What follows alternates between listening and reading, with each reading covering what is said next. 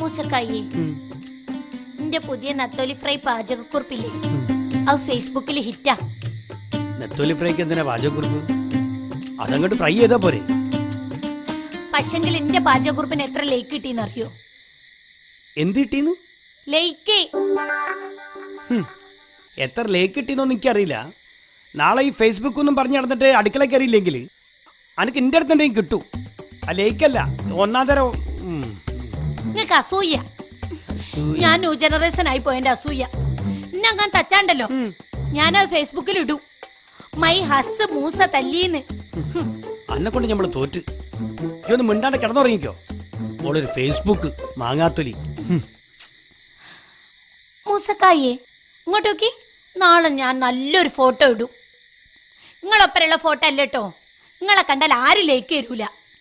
നാട്ടുകാരെ ലേക്ക് ഇട്ടിട്ടല്ല നമ്മൾ ജീവിക്കണേ, നമ്മൾ അധ്വാനിച്ചിട്ടാ. അല്ല ഈ ലൈക്ക് എന്ന് വെച്ചാൽ എന്തു കുന്താ? ഇഷ്ടം. എനിക്ക് 146 ലേക്ക് കിട്ടി. ആരാ ഈ 146 ആൾക്കാര്? പലരും ഉണ്ട്. ആണുങ്ങളും എത്രോ. അപ്പൊ ഓരൊക്കെ അന്നെ ഇഷ്ടപ്പെടുക. പിടിപെട്ട് പോയത്. നിങ്ങൾ ഓൾഡ് ജനറേഷനാ. ന്യൂ ജനറേഷൻകാരൊന്നും നിങ്ങൾക്ക് അറിയില്ല. ദാ ആരെങ്കിലും ചോദിച്ചാ ഫേസ്ബുക്ക് ഇല്ലാന്നൊന്നും പറയല്ലേ. ഉണ്ടെന്ന് പറഞ്ഞാ മതി, അല്ലെങ്കിൽ നാണക്കേടാ. എനിക്ക് ഫേസ്ബുക്ക് ഇല്ല, വേറൊരു ബുക്ക് ഉണ്ട്. ഏത്? പറ്റുബുക്ക്. പലചരക്ക് കടയിലെ പറ്റുബുക്ക്. എനിക്ക് കിടന്നുറങ്ങണോ? നാളെ രാവിലെ മുതൽ അധ്വാനിച്ചാലേ ആ പറ്റുസിലെ കടങ്ങൾ കുറച്ചെങ്കിലും കൊടുത്തു തീർക്കാൻ പറ്റുള്ളൂ. ഞാനൊന്ന് ഉറങ്ങിക്കോട്ടെ.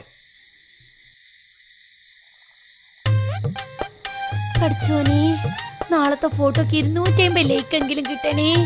ഒന്ന് കിടന്നുറങ്ങടി പോത്തെ. ഓ, ഒരു ലൈക്കും കമന്റും ഇല്ലാത്ത മനസ്സേ.